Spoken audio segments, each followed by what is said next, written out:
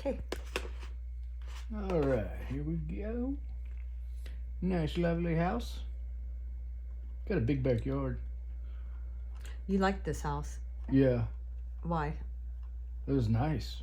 Like it was kept up, you know? We like that, okay. I like the backyard. Neighbors seem cool. Here's overview.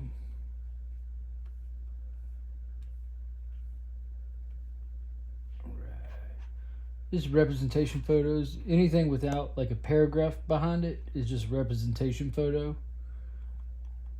Meaning you're just showing them. Yeah. Okay. With the word view and stuff like that. This is just typical cracking in the driveway.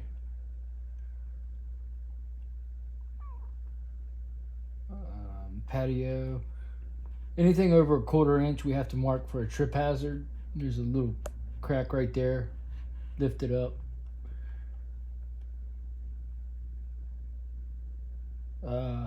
So the fence isn't part of the inspection, but I went around it and looked at it, and then it looked good overall, except for one post right here is leaning over. It just needs to be pulled back up. Trim back the trees. Keep everything away from the house and foundation, at least 2 to 3 feet. You had 60 pounds of water pressure. 80's the maximum, 40's the minimum, so you're in the middle where you want to be.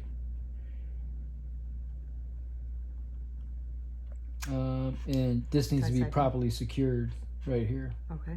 An anti-siping device. I'm not a big fan of them, but I got to tell you, you don't have one. We don't have them on here either, so. And then when the pressure tester was on it, it was leaking a little bit right here from the handle. Here's the roof view. I droned it.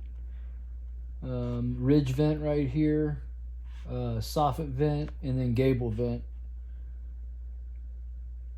So you got gable vents. You got 3 gable vents. The one on the far side by the chimney, the screen that goes on the inside to keep wasp and pests from coming in has fallen off. It's right here. I would recommend putting a new screen up right there to keep any bugs. Perfect. This is just saying I can't visibly see the flashing, and it's touching the side and touching the roof. It's how they build all houses pretty much. I'm supposed to let you know that I can't see it right there. And Look at your drone shadow. yeah, I know. I try. Oh, you see the drone Yeah. shadow? Yeah. So there's some exposed nail heads right here. Just needs a little bit of tar put on them to preserve them. Yeah, plumbing vents right there. The chimney cap right here, it's rusted. It's still in pretty good shape. Honestly, I would just kind of sand down the rust a little bit and paint it with some exterior white paint and just get more life out of it. These are just saying downspout extensions just to direct the water 5 to 6 feet away from the house.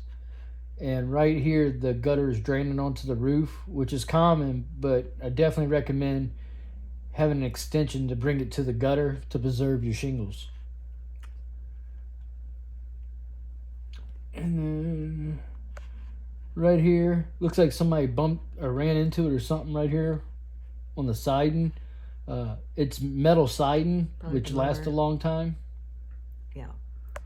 And somebody hit it with it right here and a little hole in it right there. I would just caulk that little hole.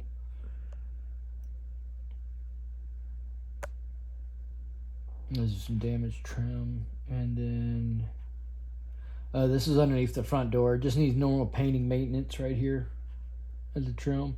Wait, stop. Go back down. There we go. All right.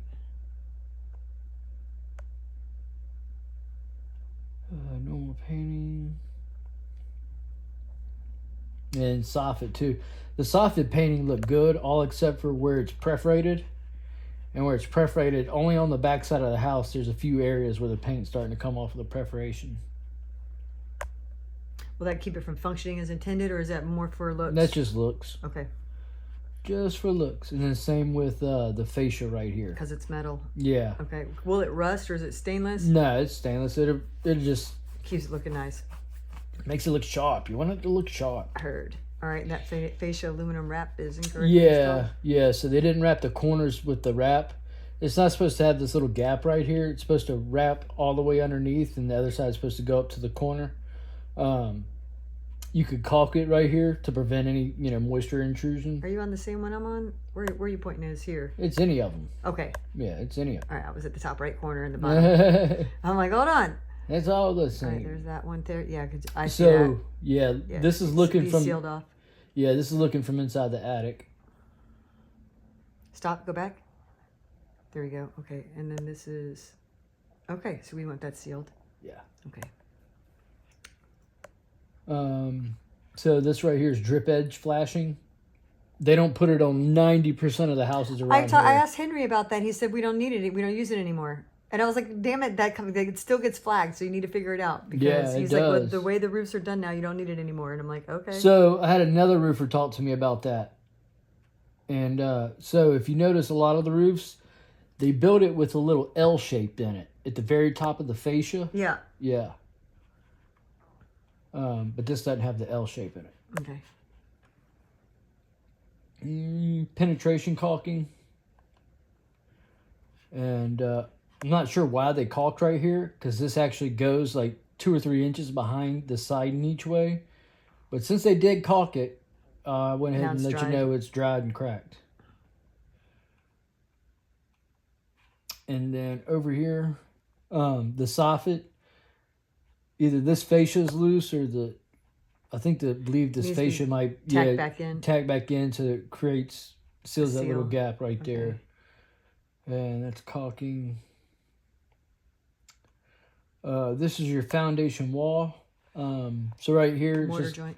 Yeah, just mortar for the joint right here, which is all this is pretty common.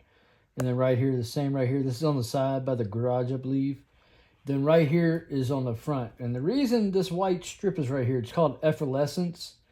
It's from them having flowers and stuff right here and watering it. And it's actually like a chemical reaction when water hits center blocks for a while. It creates that white strip. All right. It doesn't really mess with integrity too much. It just, looks white. Mortar joint. And then, so right here in the middle picture, it's actually all around the center blocks, all around the whole house. But there's these little bitty pieces of metal sticking out, like every foot or two. What it is they drill holes in the center blocks and they put these long cables, and then they pour concrete inside the center blocks, and then they tighten it as the concrete dries, and it creates this post tension, which it makes a stronger slab. And then once everything's dry, they go and they just cut it off. They're supposed to cut it off flush with the center block, but they cut it off like a 1/4 inch away from it. That's all. I was just letting you know that. But it actually creates a stronger slab when they do that. That's awesome. Mm-hmm. Then right here on that back addition, right there, they've got it sealed. It's just not mortar. And this is the other side. What's it sealed with? Spray foam. Okay. Mortar be better. Yes. All right. Service entry view. It's underground.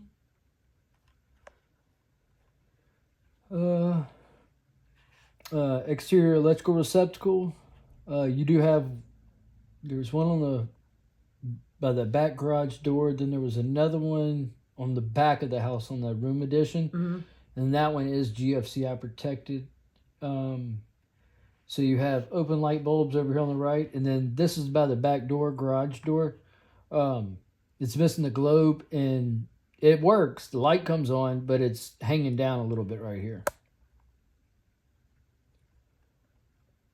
And here's the one GFCI. GFCI resets right here.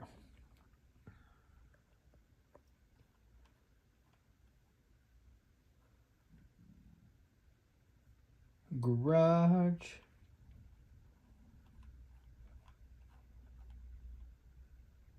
That's a brand new door. Yoo-hoo. Yeah, I mean, it's just installed.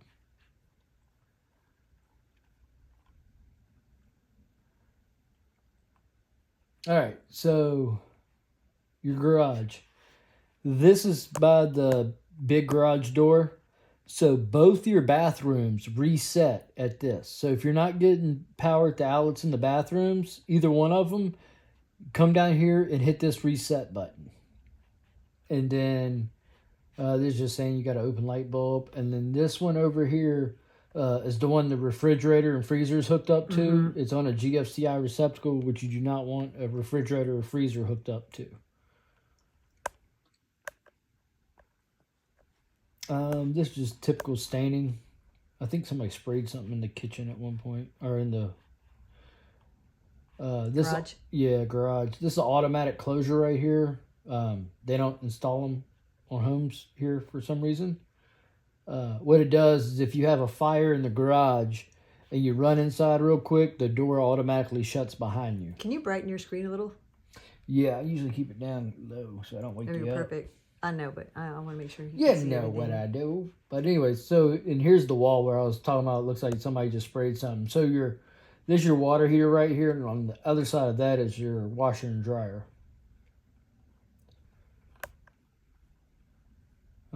Primary bathroom view, half bathroom. Typical crack. This is by the exhaust fan upstairs, and they're both wired correctly. And I took a picture of this one, the one it resets at, just to remind y'all so y'all don't go looking for it. Because it can be aggravating. I go through it all the time.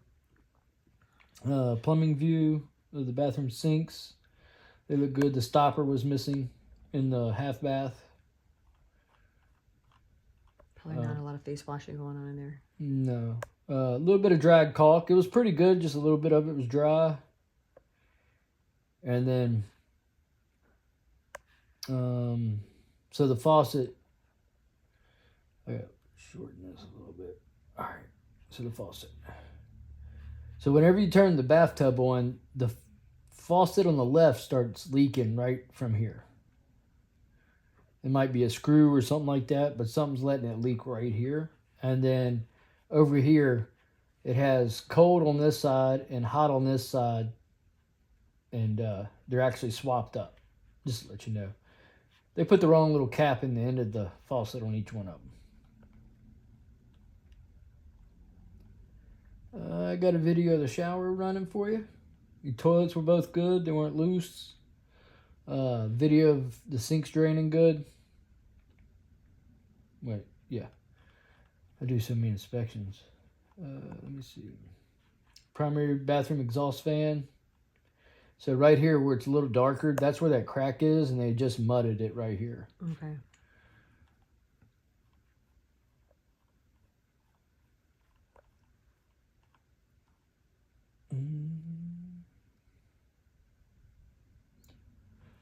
There was a loose receptacle in the primary bedroom. And I think there was one more in the living room, which isn't bad. I usually, I'll have a house of them. Yeah. Which, by the way, we still need to do OSHA review. Don't let me forget. Okay. The condo, the lady. Oh, yeah. So this right here is saying the handrail doesn't wrap to the wall. When this house was built, it didn't have to. This handrail over here does wrap to the wall. The way they look at it is a woman's purse gets caught up on it whenever they're going up and down the stairs.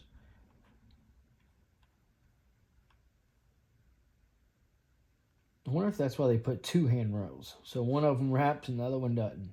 I don't know. It's the only thing I can think of. There's one brand new in there.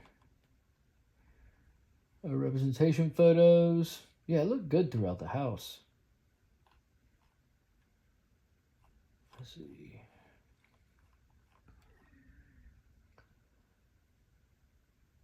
All right, so when you're in the living room and the window's going across the front, yeah, mm-hmm. The front wall, here's the one that's connected to the light switch right here. And this is the other loose receptacle in the dining room.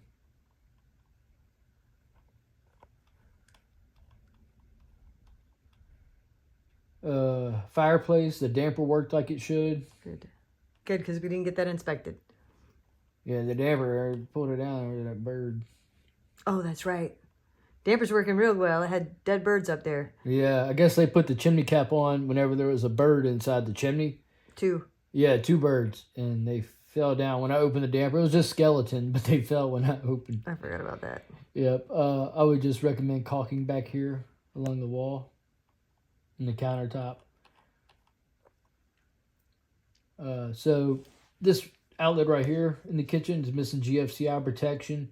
When this house was built, it just had to be any of them in the kitchen within 6 feet of water. Now any receptacle in the kitchen has to be GFCI protected.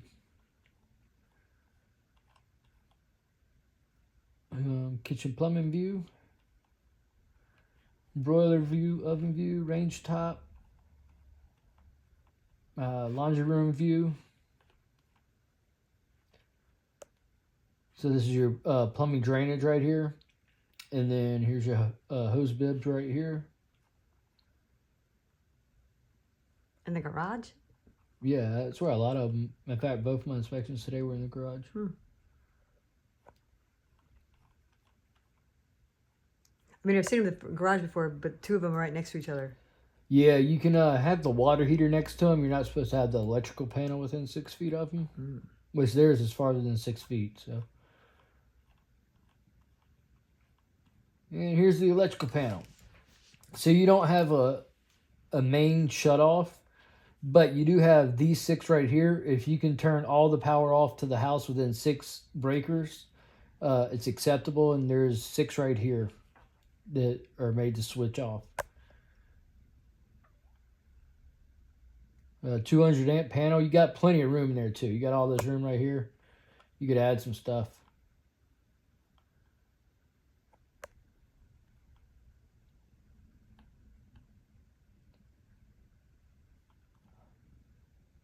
Ground wire view, main wires. These are your branch wires. Oh yeah, that's right. It looks like there's a double tap, but there's not. I had to like really zoom in. It's the way they got the bus bars stacked on each other. Right, here's your water main shut off. You got one out by the curb, and then it's actually digital. They can turn it on and off from the office. And then you got the main water shut off in the garage, right by the garage door. And it's water entry piping. It was copper. Distributing piping was copper. Drainage piping was PVC and a little bit of cast iron. Let's see. Water heater area, service disconnect view. Or this is for your water heater, the service disconnect for your water heater right here. This should be enclosed in a conduit. All right, so this right here, so water heater, whenever it's in the garage, although it's electrical, it still has a source of ignition in there to heat the water up. And so you're supposed to have them raised 18 inches off the floor to prevent any gas vapors from getting to it. And then this right here is called a bollard, and it's like a concrete post or a metal post they put in front of the water heaters to keep a car from crashing into them. And then I had 116 degrees coming out your faucet, which is good, but you want to try to get it around 120. Anything below 120, you can risk bacteria building up in your water tank. And anything above 120, you risk scalding. So 120 is where they want to be, where you want to be. Service disconnect view for your outside unit. It's got a fuse panel that you pull. Missing a little bit of insulation right here at the ground. I would just replace it all. It was starting to get older, but they've kept up with it.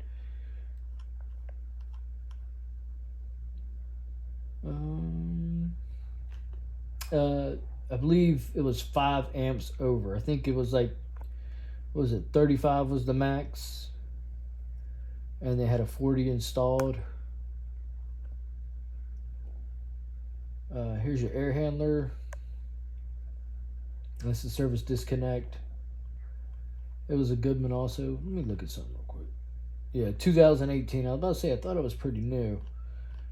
I want to look at this real quick too.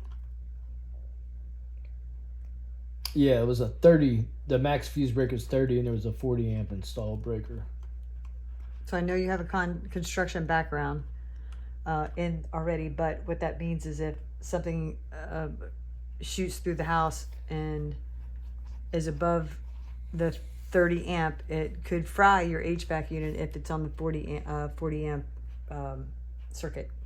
Yep. And sometimes people put a bigger breaker in there on purpose to prevent it from tripping. If for some reason it's tripping out, they do that. I will say, so here's your air handler right here, and this box right here is a really big filter, a HEPA filter right here. It should be changed out once a year, but this actually slides off, and it's a filter like this big. You still should have the interior filter on. It was missing it. That's your condensation line. It's in the garage, so you really don't need a secondary condensation line. I would recommend adding a safety switch that goes right here, and that's in case this clogs up. It'll turn your unit off so you don't have any damage from water backing up in it. Yeah, this air filter was missing. Although you had that big HEPA filter in the garage, you still want to put this one there to prevent any dust from going in. Heater, I turned the heater on. It cranked up to 100 degrees coming out the vent pretty quickly. So here's your attic. I took a couple of videos of the attic. You had good insulation. This right here is just saying weather stripping around the attic access to prevent any drafts or anything coming into the house. Attic view, here's that screen right here. And this one's good. Here's the one that was missing. Let's see. All right, so over here at the bathroom plumbing vent, it had a drip pan right here underneath it, and then a tiny little bit of a moisture stain right here. So the drip pan didn't have any water in it. I walked over and looked at it. It didn't have any water in it, but it does have a little bit of staining right there, so I would just keep an eye on it. I asked, and the sellers had never been in the attic. Really? Yeah, they had never been in the attic, and they said they had no idea what that was. Didn't even know it was up there. Wow. I can believe it too. Around this area where people move a lot. Yeah. Yeah, it's probably the last people. And it may be old. It may be from the last, but I mean, there is a little bit of moisture stain right here. So I just want to get the plumbing vent looked at, or the boot looked at. Now let's go look at it again tomorrow. He said he goes, that looks to be old, but I want to get better eyes on it. I'm like, okay, that's what we're I thought it was all old too. And right here on the opposite side. So everywhere else, the sheathing looked good. And it's really like 3 feet right here has some moisture staining. So right on the other side of the wall is the chimney chase.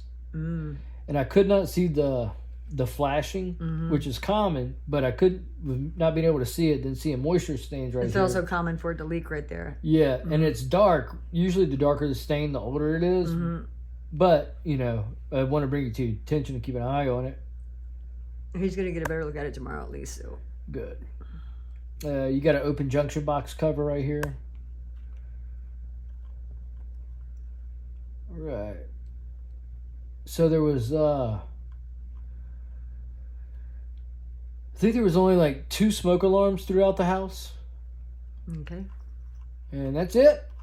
That's it? That's it. It's that's not awesome. a bad, yeah, it was a good house. They kept up with it. Awesome. All right, well, cool. Let me get A lot this up better there than for the one I just did. Yeah, I know you were talking to me about it. I'm sure.